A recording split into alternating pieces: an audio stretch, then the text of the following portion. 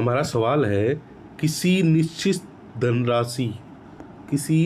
धनराशि पर 2 वर्ष के लिए 19% वार्षिक दर से साधारण ब्याज और वार्षिक रूप से संयोजित होने वाले चक्रवृद्धि ब्याज के बीच का अंतर 195 रुपये। तो धनराशि बतानी है, यानी कि प्रिंसिपल बताना है।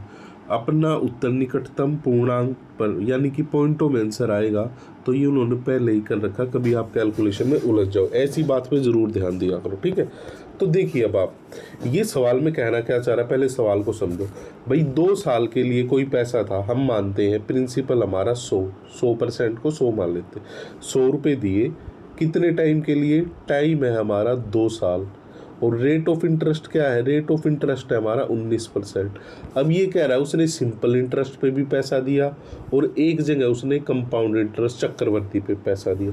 सिंपल इंटरेस्ट की सीधी सी बात है, 1 साल का 19, तो 19 पहले साल, 19 दूसरे साल, यानी उसने साधारण ब्याज 38 रुपये कमा लिए 100 रुपये की तर्ज में। ये हम परसेंटेज में है, ये 100 का मतलब 100 मान के चला। कोई भी वैल्यू, कोई भी प्रिंसिपल, कोई भी चीज़ अपने आप में 100 होती है, ठीक है। तो 100 रुपये पे 19 कमाए, यानी कि 38% पैसा उसने कमा लिया। जो भी उसका प्रिंसिपल है उसका 38%। 1000 रुपये हो तो 380 रुपये उसने कमा लिए। अब कंपाउंड का मतलब क्या है? अब सिंपल बात समझो आप, वो क्या कर रहा है 19 रुपये, 1 साल पूरा हुआ गया और लो भाई जिससे भी पैसा लिया, लो भाई साहब आपके 19 रुपये।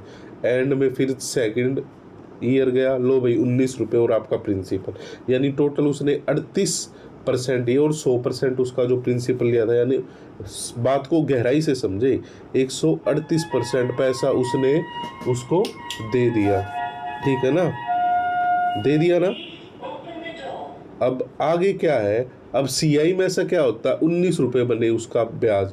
उसने बोला भाई मैं तो नहीं दे पाऊंगा अभी, मैं तो एंड में ही डायरेक्ट हिसाब कर दूंगा आपका जो भी ब्याज बनेगा।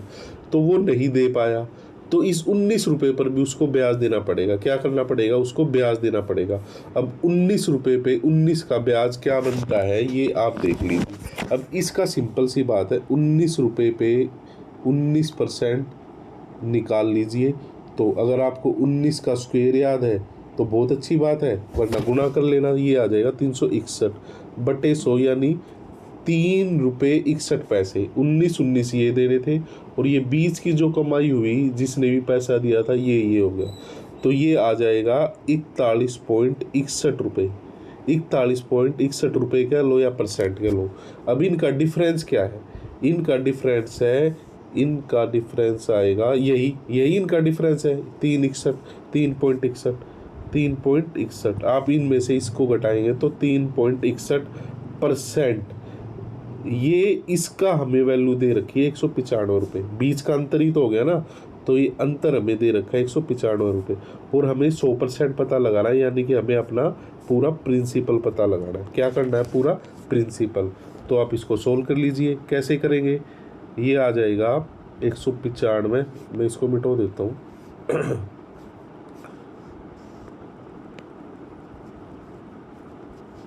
ये देखिए ये कैसे आ जाएगा, 195 गुणा 100 बटे में 361।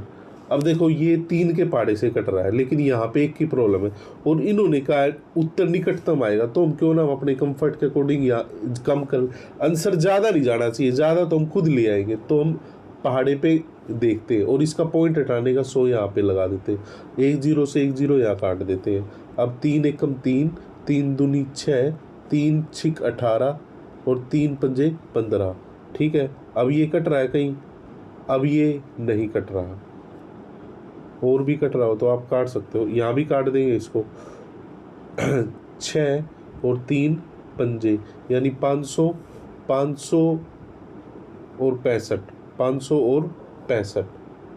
और भी कट रहा हो तो आप इसको और भी काटोगे, तो जो भी है इसकी मल्टीप्लाई करके हमारा आंसर आ जाएगा। यहीं पर मैं इस क्लास को छोड़ रहा हूँ क्योंकि ये शॉर्ट्स है, इसमें लंबा सवाल हम नहीं करवा सकते ज़्यादा।